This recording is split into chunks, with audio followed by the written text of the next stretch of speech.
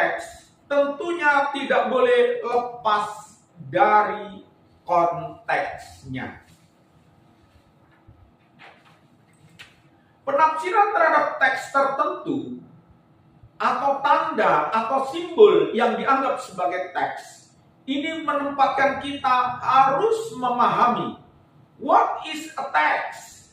Teks adalah any discourse fixed by writing. Dengan istilah discourse ini merujuk kepada bahasa sebagai event, yaitu bahasa yang membicarakan dengan sesuatu. Bahasa yang di saat ia digunakan untuk mengkomunikasi. Sementara itu, teks merupakan sebuah korpus yang otonom yang dicirikan oleh 4 hal sebagai berikut.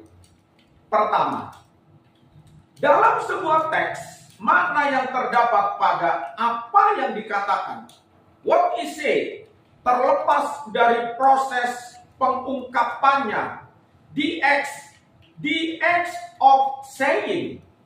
Sedangkan dalam bahasa lisan, kedua proses itu tidak dapat dipisahkan. Sebab memisahkan antara peristiwa, saat, dan tempat pengucapan terjadi dengan tujuan dibalik apa ucapan. Demikian pula hanya dengan tulisan, karena apa yang dituangkan di dalam sebuah tulisan adalah makna yang mempunyai tujuan. Dan pengungkapan semacam ini mungkin dikerjakan dengan menuangkan ucapan menjadi tulisan yang mengandung tujuan. Kedua, makna sebuah teks juga tidak lagi terikat kepada pembicara sebagaimana bahasa lisan. Apa yang dimaksud teks tidak lagi terkait dengan apa yang awalnya dimaksudkan oleh penulisnya. Bukan berarti bahwa penulis tidak lagi diperlukan, akan tetapi maksud penulis sudah terhalang oleh teks yang sudah membaku. Tugas hermeneutik adalah menyingkap karya teks dan membongkar sampai ke akar-akar psikologis pengarangnya. Ketiga, karena tidak terikat pada sebuah sistem dialog, maka sebuah teks tidak lagi terikat kepada konteks semula. Ia tidak terikat pada konteks asli dari pembicaraan. Mengetengahkan perbedaan antara ungkapan tertulis dengan pendengar aslinya. Di dalam perbincangan, pendengar bisa mengembangkan wacana perbincangan melalui situasi dialogis. Sedangkan di dalam tulisan, teks itu dialamatkan kepada pendengar yang tidak dikenal dan juga terbatas pada kelompok yang membaca.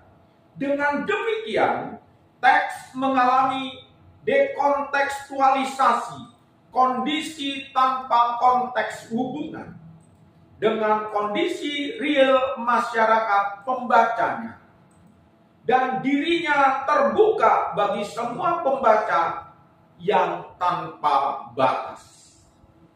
Keempat, teks juga tidak lagi terikat pada audiens awal sebagaimana bahasa lisan terikat pada pendengarnya.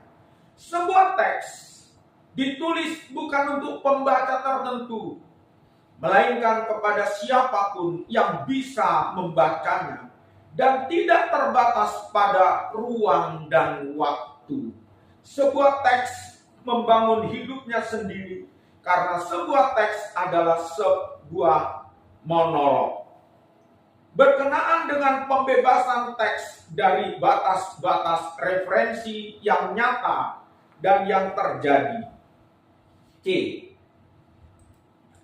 Gramatika histori sebagai upaya untuk menentukan makna tersembunyi di belakang teks Alkitab. Selanjutnya, Palmer mengatakan dan menjelaskan di antara distansi antara masa lalu dan masa kini